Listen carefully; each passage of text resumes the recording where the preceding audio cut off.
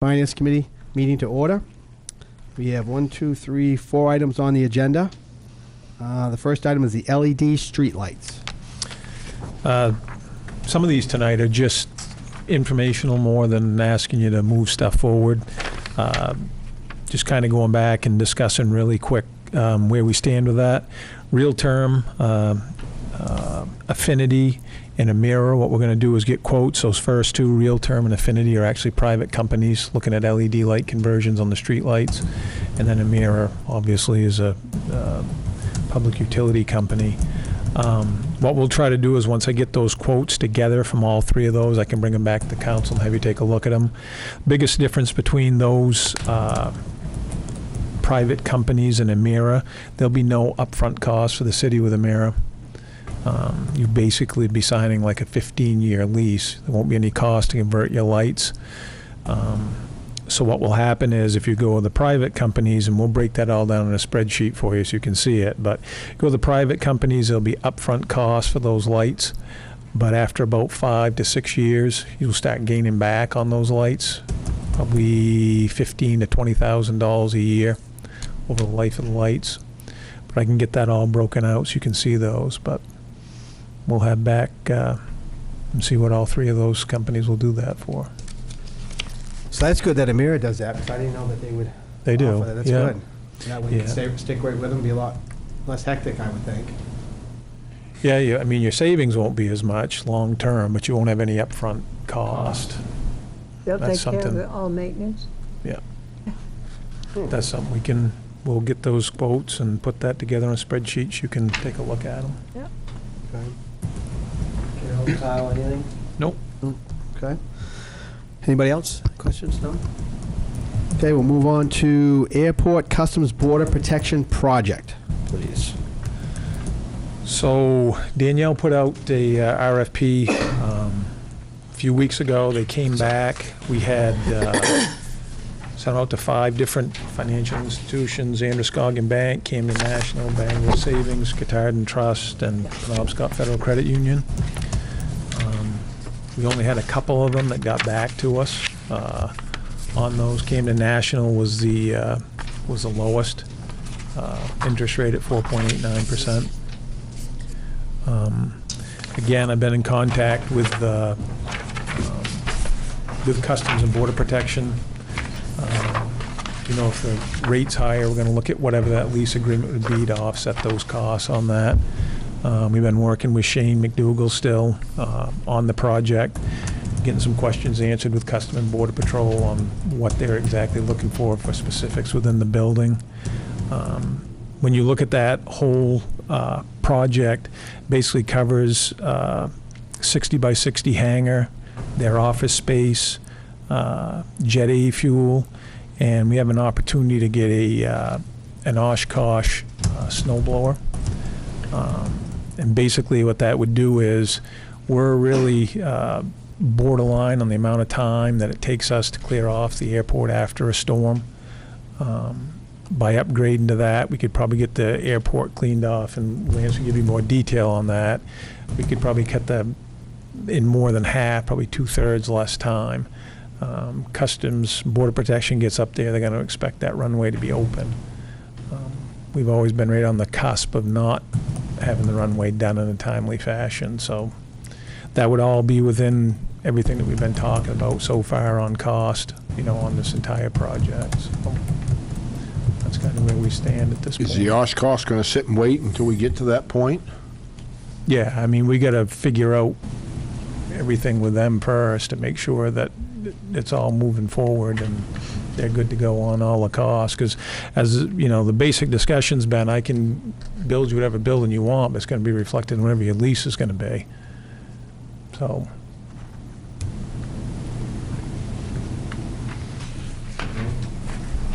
Any questions for Bill on this one?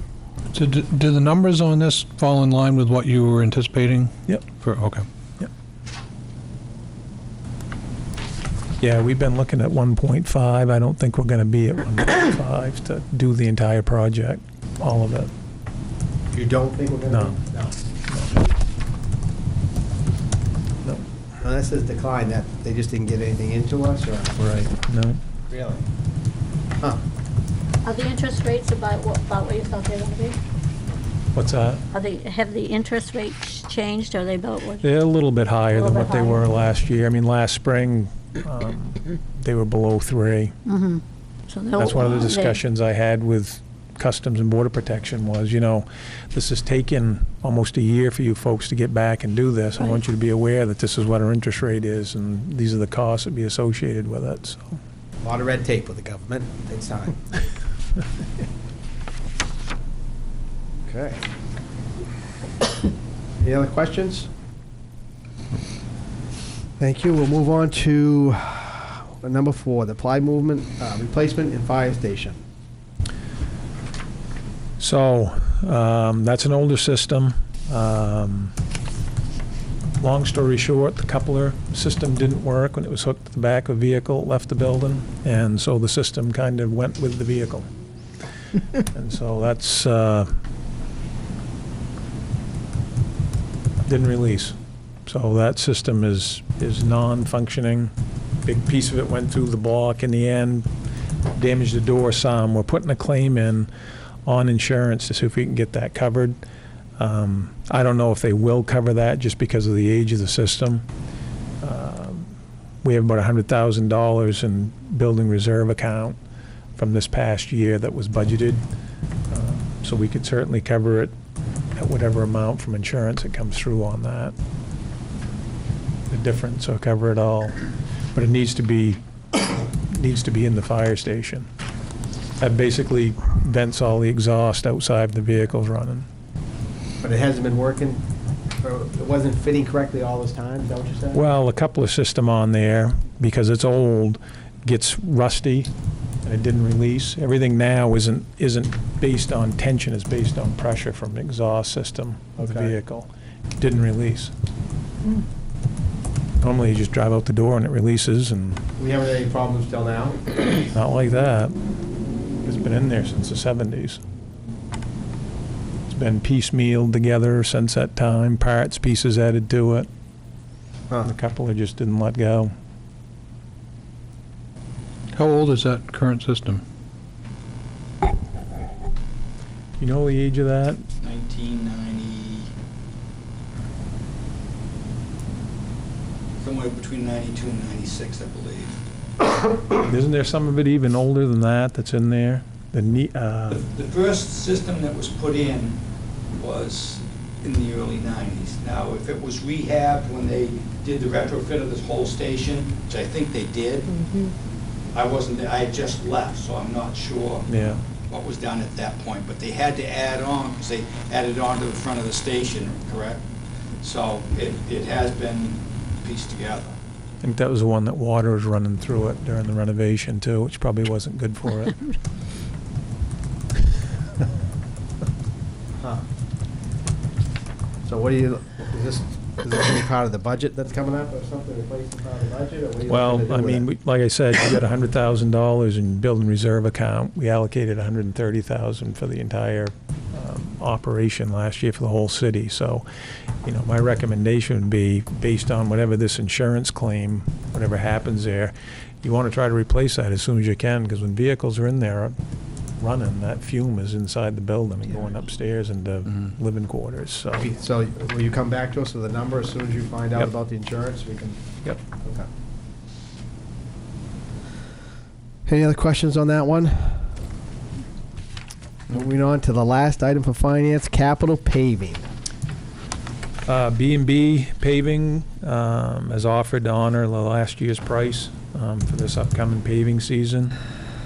I don't know how much detail you want to get into that in the budget. I'd really like to just be able to call around and maybe get a couple quotes, you know, verbally, and see where people come in, because I don't believe anyone's going to be able to match that. But we can make some calls to people and say, And that's what's happened the last couple of years, that they've been honoring the last year price each time. And they've done a great job, I think, just to cover the bid process. If you did do a couple verbal quotes, so we have it, so we can at least say we did call around. yeah.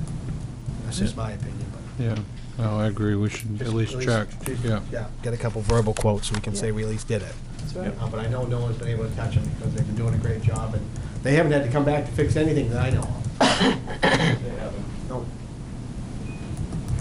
Any questions on that one? You'll bring that back to us in Yep. November anyways. Yep. Okay, can I get a motion to adjourn for the Finance Committee meeting? So moved. Kyle, is there a second? Carol. Discussion, all in favor? None opposed? Who's got the next one? Me. Who is it? Shirley? Yes.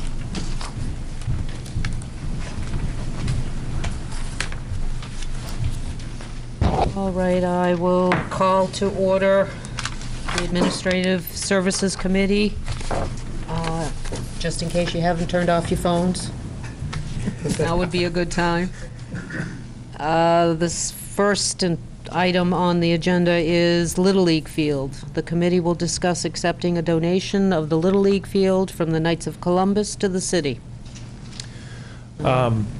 So we've been working with the Knights on this. One of the things that they wanted to do when they sell their building is to separate that. So that's, I passed out a map earlier. As big as I could get it to all fit on one page, but Plisker and Day's done the survey on that. So if you were standing in front of the Knights of Columbus building and you see where the parking lot is and there's a fence line that runs between that and Little League Field, that's basically that dividing line on that map. It's about 3.2 acres that they're looking to separate off for the Little League Field. So it'd be everything on that left-hand side that you see on the map. The only thing that I haven't done yet, I want to have this discussion with you folks, and obviously Gary's here tonight if you want to add anything to this. I mean, I'd want to talk with, with the Little League to set up some type of lease with them so they continue doing what they've done, which is basically long-term maintenance of the field and the facilities and the ability to be able to use that if they donate the field to us. So that's the next thing I need to do is get a hold of them and talk to them about that. And they're prepared to do that. We've been in discussion with them all along, so they're prepared to do that. I don't know if Gary wanted to add anything to that, or? The main reason that we're doing it this way through the city is so the city can manage it. The Little League took upon themselves to put their drive on last year to put lights. And I wasn't part of the discussion back in the 80s when I think Frank Hummel was there, and I'm not sure who represented the Knights, but when they met with the neighbors, it was an understanding that there would never be lights put on the field.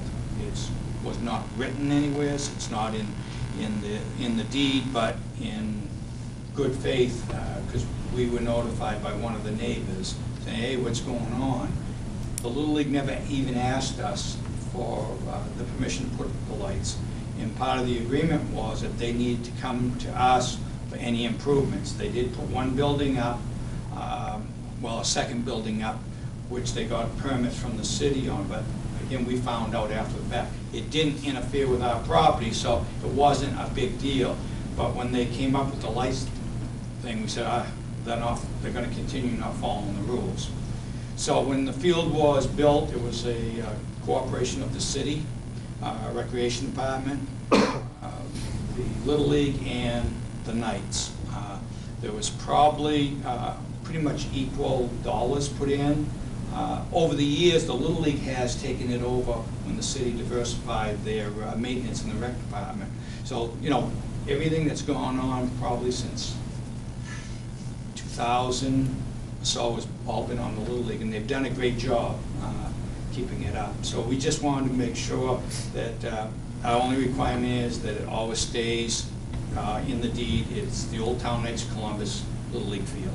That was our only requirement. The arrangement back many years ago was the city would pay the Knights of Columbus a $500 a year lease. I found out about that about 3 or 4 years ago. It was never paid. Not going back to what Bill and I had talked about it, or David, and it was one of those things that was supposed to be appropriated every year in the budget, and I don't think year one it ever got appropriated. The whole idea, it was going to be, 20 years at $500 a year, so it's about $10,000.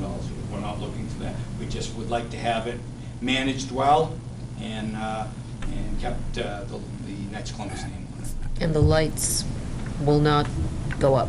That will be. They know, Little League They know. themselves, they know. Okay. They haven't taken the sign down yet, but they were, when we had the meeting last fall, all of us, they were very happy with that arrangement. They said that they could live with that. Yes. Knowing that it will be their field through a lease arrangement with the We city. met with, we had the president come and meet with us in the conference room, all of us sat down, so they're very happy about this. They just want to lease it from us for whatever, $1 a year, whatever it is. They take Sure. care of everything. Yep. But that changes every year, the president, so that's good to make sure. Three-year commitment. Yeah, so 3 that's years. good to make sure that it's in the lease, that those things can't Yes. happen, because. And that's probably Yeah. what did happen, you know, Yes. over Yeah. the years. Yep. Right, they just It lost just- through what the rules were supposed to be. Sure. Yeah. Yep.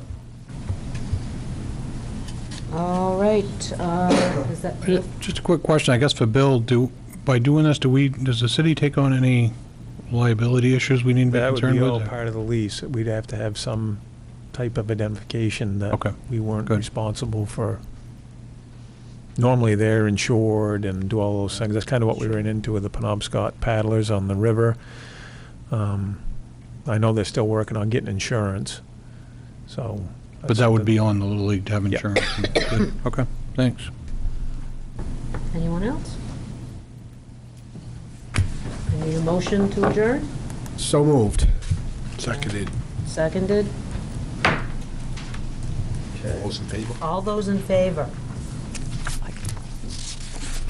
All right. Excellent.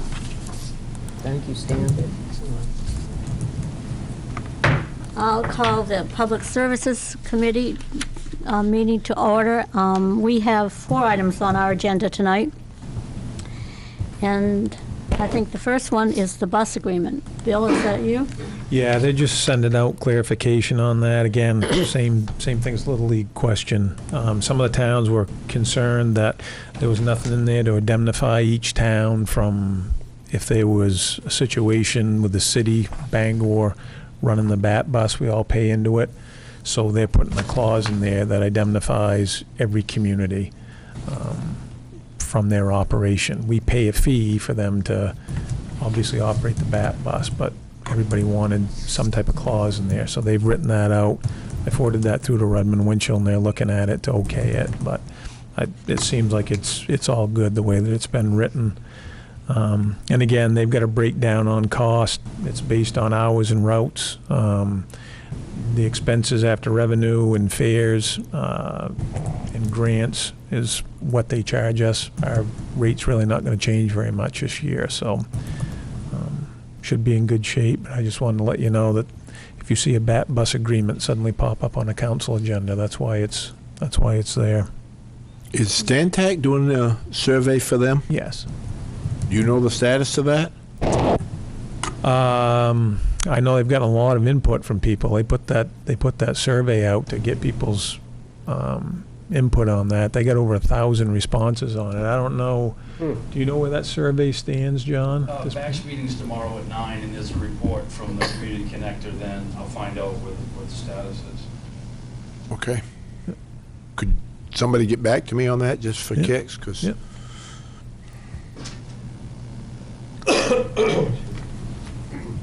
Any other comments or questions on the bus agreement? Okay, next is the Maple Grove Cemetery. I think we found an owner. You did? It's been a bit of a process here. It'll come down to 2 avenues. Real simple one is contact the owner, ask him to sign a quitclaim deed, to have it come back to the city. If they didn't want to do that, the other way to go about that is an eminent domain proceeding by the council.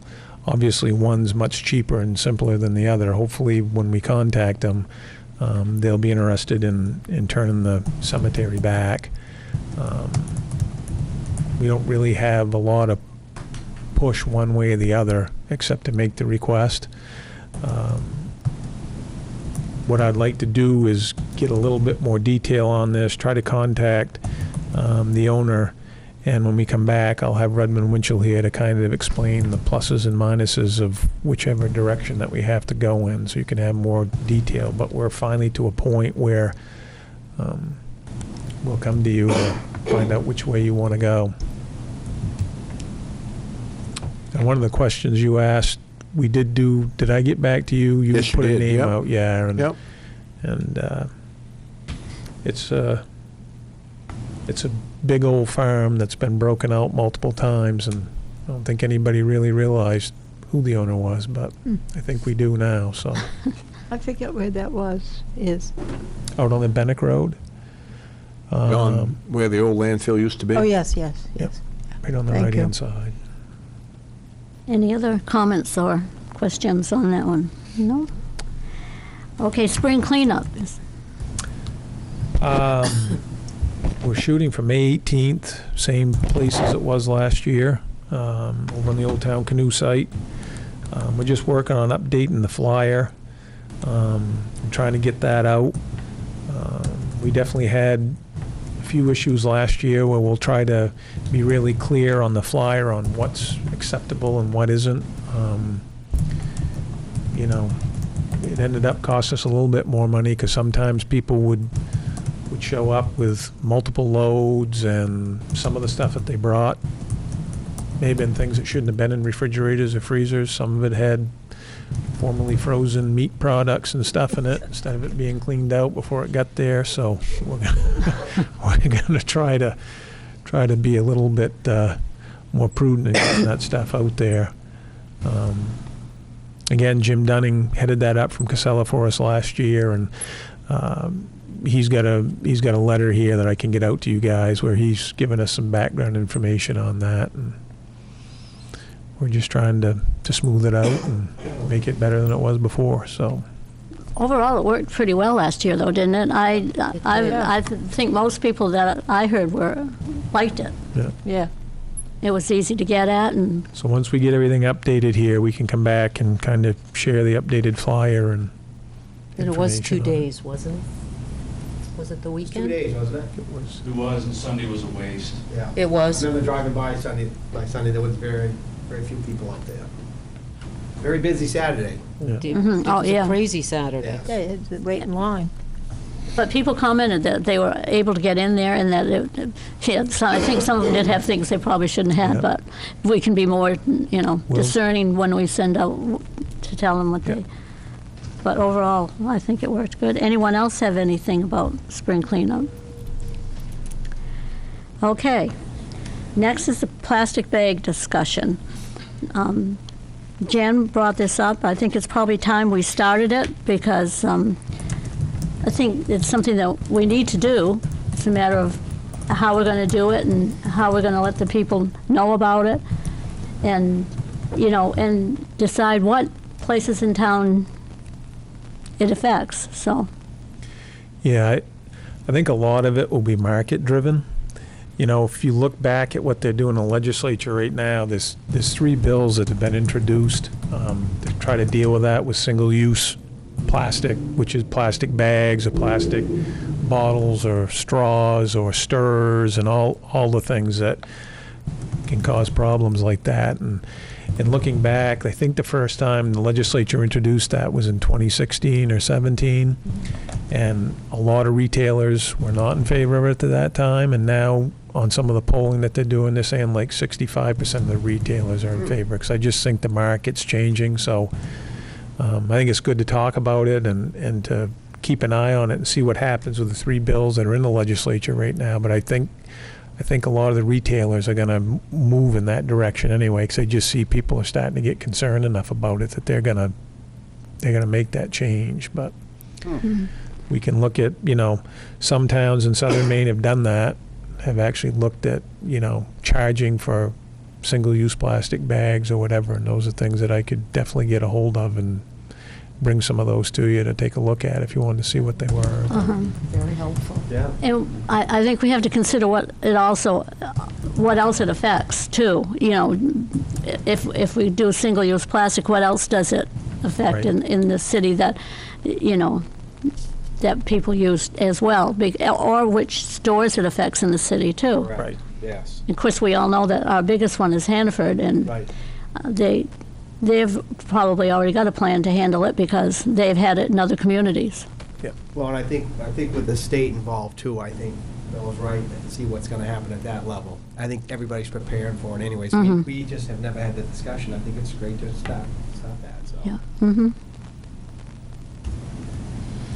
Good idea. I'd like to see what some of the other communities that have done it, how they're making out. Yep. Kind of get a sense of what's working, just in case the state doesn't come through, not that they have failed in any Well, efforts just at like that the level. marijuana but- thing, we jumped ahead on that, and they're still dealing with that. Yeah. We took a stance on that, was it 2 years ago, 3 years ago? 2 years ago, and, you see other communities doing it now, and they think they're the first ones doing it. We did it 2 years ago. So this could be, I think this one, but you're right, I think this one's a pretty good political one. I think the stores are preparing for it, but it's definitely good to get it out there. I know Portland has done it. I don't. They all out ban it completely? Portland, I'm pretty sure did. Yeah. Okay. But in Waterville, did theirs get overturned or not? They had it and then they took it back. The voters went back against it. Yeah. Something like that. So I'm not sure if Waterville had. I don't know a lot of communities that have actually done it. So. I can find out. Yeah, just see what the success rate is. Yep. Could be small towns that don't have a Hannaford or a Governors or something like that. Yeah. Just as a Exactly. small convenience store on the way out of town. Yep.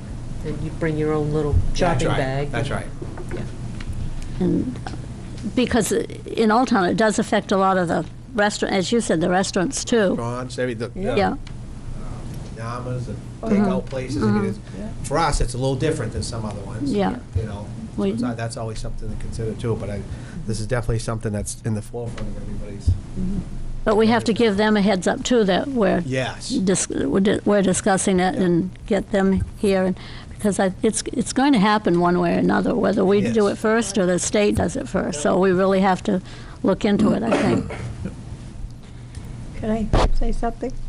Just informally, I asked people, probably, I don't know, 20, 25, and only one person was not for, they wanted to keep plastic bags. So the majority that I talked to, and I don't think I influenced them.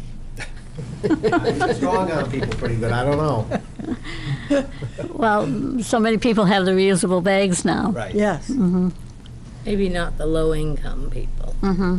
Honestly, they don't buy the Yeah. reusable ones, so. But it might be something that we so can look we should into. look at helping, right, that's all. You know what I mean, those people. I understand. I heard someplace that Hannaford gave out a free one of their reusable bags when they first started. Oh, okay. See, that's a Yeah. good idea. Yeah. Maybe they do it again. Yeah, they probably do it. Yeah, I Like bet I they said, do. I'm sure they're And, prepared for this, for everything. But if you go, I think we're pretty good up here at this Hannaford. There are a lot of reusable bags, but there's also uses for the plastic bags. They get used over, a lot of them get reused a lot of times. So maybe that's what you buy, but I don't know. So you're gonna check in on it? Yep. Anyone else have any comment?